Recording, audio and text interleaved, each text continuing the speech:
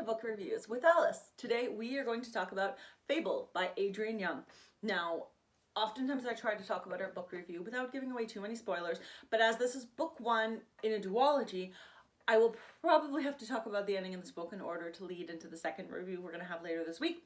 So if you have not yet read Fable, I will warn you when it's time to take off. So yeah, definitely make sure you subscribe so that you never miss another one of my book reviews. And let's dig into Fable. Fable is actually the name of the main character in this book. She's a 17-year-old girl who lives on an island where she makes a living by dredging gems. So essentially what she does is she dives into the sea, she digs up the gems there and gets them back out and then sells them to ships and traders who come through to their little island in order to make money so she can buy food and survive. Now, she was left on the island by her father when she was 12, and she's been scrimping her way by to survive there since that time. And our book takes off at the beginning of that, and very quickly into the story, she ends up having an altercation with one of the other gem men on the island. I think his name was Cato. I can't remember, something like that. But she has an altercation with this guy and she ends up having to run for her life. So she happens to do this on a day where the trading boats are there and she runs and begs them to take her with her. And reluctantly, the captain agrees. So that is how she ends up with West and Willa on their boat. Now West is the captain of the boat and so she tries to pay her for passage, make her way to be taken to the city where she's able to hopefully find work on another ship, or she's specifically asked to go on the ship so she can go and find Saint, who is essentially one of the big commanders of a bunch of vessels and one of the most notorious pilots in their entire world.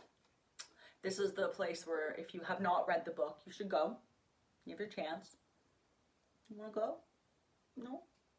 Okay then.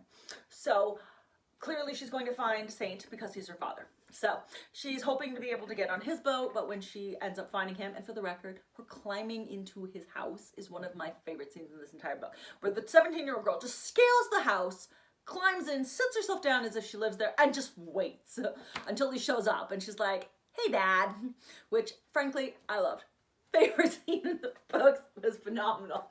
So yeah, she's going to her dad, she wants to get a job with him, and of course he turns her down. So what does every 17-year-old do when they've been denied what they want by their parents? She does exactly what he doesn't want her to do, just to piss him off, which is goes back and finds West and Willa and gets back on West's boat, which, her dad is not too pleased with.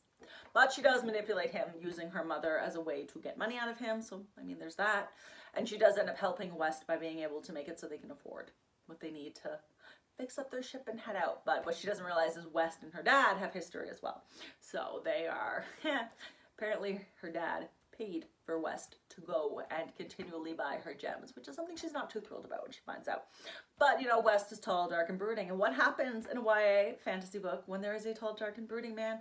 Well, our girl falls hard for the captain of the ship, which is delightful and a whole lot of fun. And then the whole kidnapping thing that happens, the end of the book to lead us into the second one, is also a lot of fun. I was not surprised by the treachery of her dad's friend and everybody that was involved in the whole kidnapping and beating up and things like that. Honestly, it doesn't surprise me at all. When you're dealing with pirates, come on, they're not gonna behave themselves.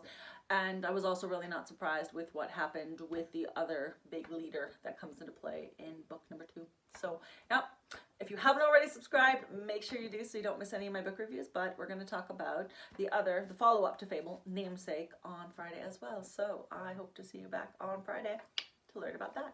Have a good day.